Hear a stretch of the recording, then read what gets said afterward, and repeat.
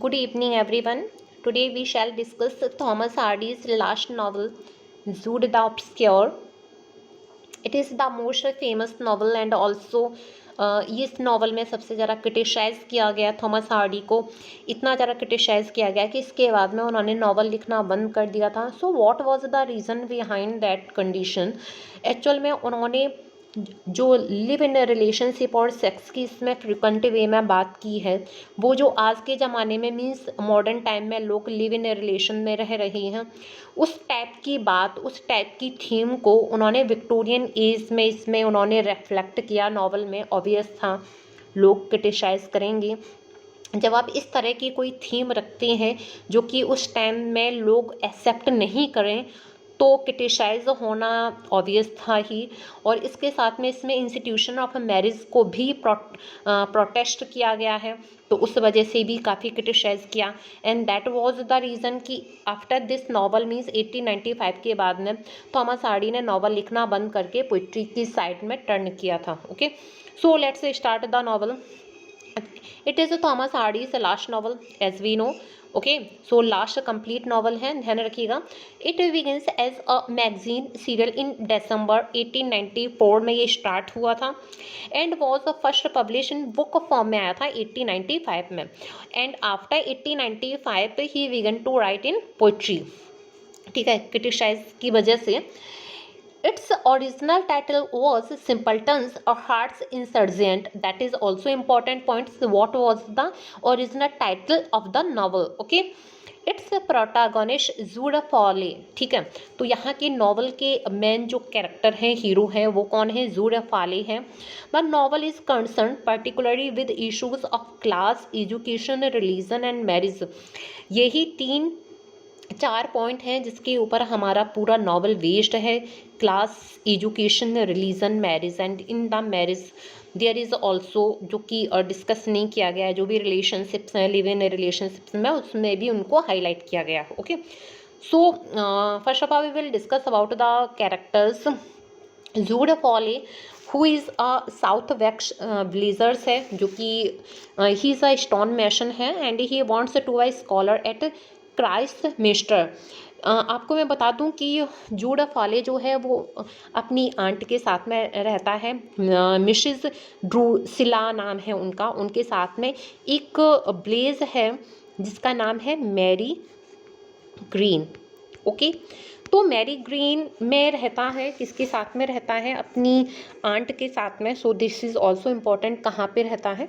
और वो एक स्टोन मैशन है, but he want to be scholar होना चाहता है. ठीक है, क्योंकि क्राइस्ट मिनिस्टर जो जगह है वो फेमस यूनिवर्सिटी वहाँ पे है, तो वहाँ पर वो जाके एक स्कॉलर बनना चाहता है, पढ़ना चाहता है. He has a passion for learning and hopes to enter the university में. जैसे छोटे छोटे स्मॉल स्कूल के बच्चे होते हैं, चाहते हैं, होप रखते हैं कि हाँ हम बड़े स्कूल में जाएं पढ़ने के लिए. इन द सेम वे वो भी है एंड हार्ड वर्किंग भी है वो. ठीक है, इसके बाद में सेकंड हमारे कैरेक्टर आता है Sue Bridehead who is a Jude cousin. So this point is also Christians हैं, कजिन्स वगैरह हैं, but after that when we will proceed the novel we will see that the Sue and Jude live in a relationship, otherwise they are cousins. Okay, तो Sue is बहुत ही intelligent है, unconventional young women whom Zood loves and lives with what who is twice married to Philistine. ठीक है, अब यहाँ पे हम आगे देखेंगे कि शू ब्राइड हेड जो है वो 2 बार मैरिज करती हैं फिलिस्टीन से. किस तरह से करती हैं? When we will read the summary then we will know everything.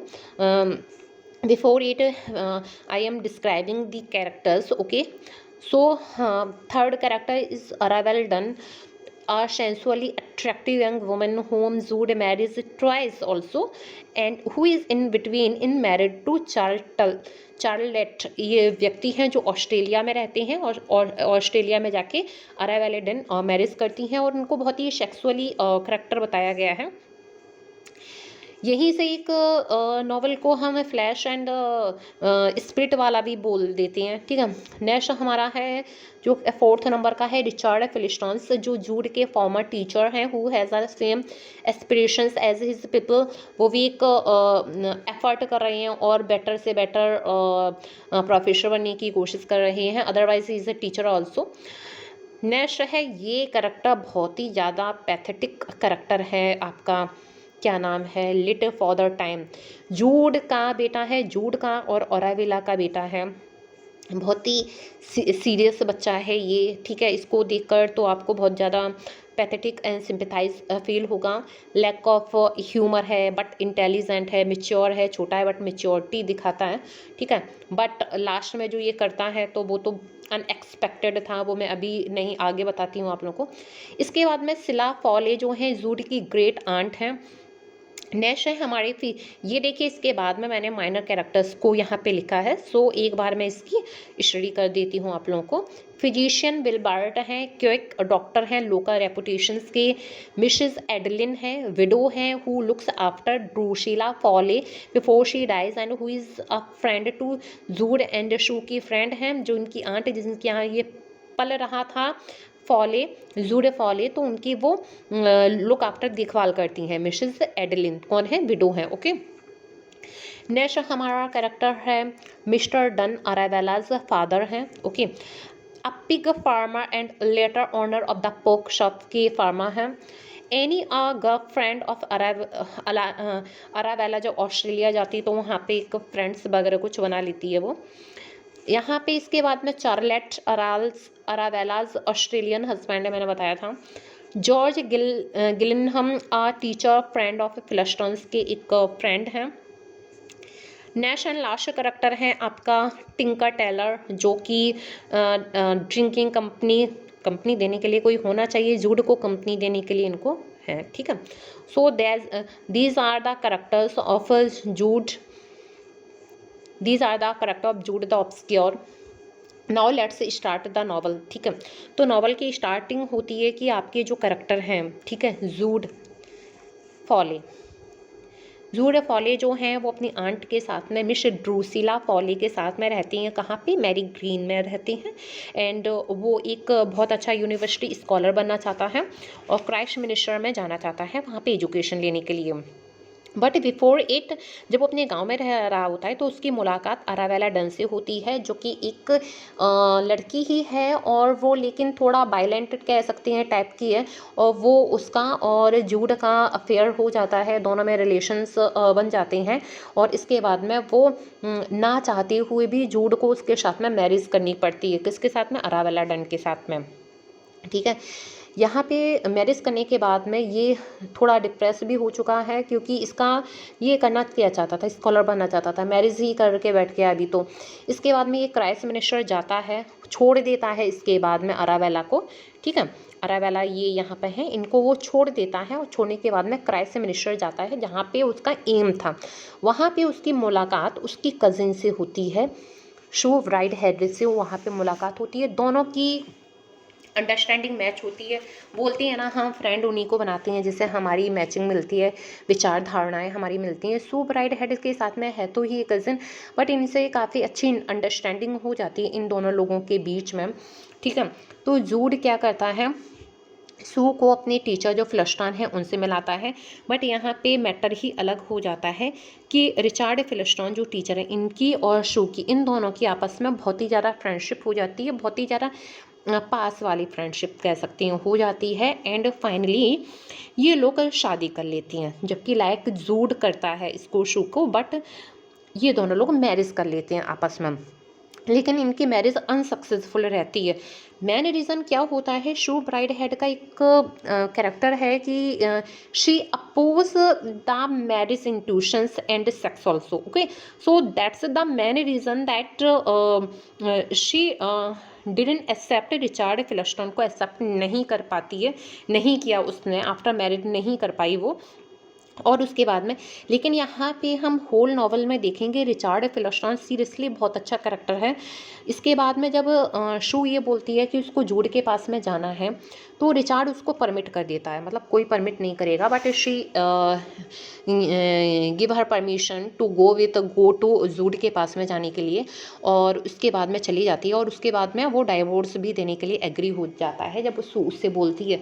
अच्छा, इस बात के लिए क्योंकि रिचार्ड फेलिस्टोन डाइवोर्स से पहले शू को परमिशन दे दिया है जूड के साथ में रहने के लिए, जब ये बात लोगों को पता लगती है तो लोग काफ़ी रिचार्ड फेलिस्टोन का अपोज भी करते हैं कि आपने ये तो एकदम ट्रेडिशन की विपरीत ही बात कर दी, और उसको उसकी जॉब भी खोनी पड़ती है, और एक कंडीशन में उसको काफ़ी ज़्यादा रुपए की भी प्रॉब्लम होती है, एकदम पॉवर्टी में अनएम्प्लॉयमेंट हो जाता है, पॉवर्टी हो जाती है, सारी चीज़ों को वो फेस करता है, बट फिर भी वो इन सारी चीज़ों को एक्सेप्ट करता है। यहाँ पर हम देखते हैं कि अरावेला जो है, इसने जो मैरिज की हुई है, ये वापस आती है वन टाइम में, जूड से मिलती है ये, और इसके बाद में इनका एक बेबी होता है, उस बेबी को ये शू के पास में, जूड के पास में छोड़ के जाती है, और वो उस बच्चे का नाम रखा जाता है लिटिल फादर टाइम। ये है वो बच्चा, little father time. Little father time के बारे में अगर देखा जाए तो बहुत ही सीरियस बच्चा है, लैक ऑफ ह्यूमर, मतलब कि बिल्कुल हंसता नहीं है, देखने में बहुत ही सीरियस, अपनी एज से ज़्यादा गंभीर बच्चा दिखाई देता है वो। इसके बाद में शू और जूड, ये दोनों, अब ये तो अरावेला तो ऑस्ट्रेलिया चली गई, बच्चे को किसके पास में छोड़ गई, शू और जूड के पास में, ठीक है। अब इसका पालन पोषण कौन कर रहा है, ये दोनों लोग कर रही होती हैं, बट यहाँ पे इन दोनों को बहुत प्रॉब्लम फेस करनी हो रही है। क्यों? क्योंकि ऑलरेडी शो के ध्यान से सुनिएगा, ऑलरेडी 2 बच्चे हैं, किससे, जूड से, जबकि इसने मैरिज नहीं किया, और यही मेन टाइटल है जिसकी वजह से इस नॉवल को काफ़ी क्रिटिसाइज भी किया गया। शादी नहीं करती है, बट 2 बच्चे हैं, and one is expecting to arrival, okay. जब लिटिल फादर टाइम को शो ये बात बताती है कि एक बेबी और आने वाला है, तो शो बहुत ज़्यादा मेंटली परेशान हो जाता है, क्योंकि ऑलरेडी शो और जूड ये दोनों हैं, इनको कोई भी रेंट पर रूम नहीं दे रहा है, क्योंकि विदाउट मैरिज इस तरह से बच्चों को वहाँ पे परमिशन नहीं थी at that time, Victorian age में, तो कोई वहाँ पे रेंट पे रखने के लिए तैयार नहीं था। ऐसे में जब लिटिल फादर टाइम को ये पता लगता है कि एक और आने वाला है, तो बहुत परेशान हो जाता है, और क्या करता है कि आफ्टर ब्रेकफास्ट वो क्या करता है कि खुद भी सुसाइड कर लेता है, और बाकी के जो अदर बच्चे हैं 2, उनको भी हैंग्ड कर देता है, ठीक है, उनको भी लटका देता है, यानी कि वो भी मर जाते हैं। जब मॉर्निंग में देखते हैं तो ये तीनों मरे होते हैं, 2 शो के बेटे थे और एक ये फादर टाइम।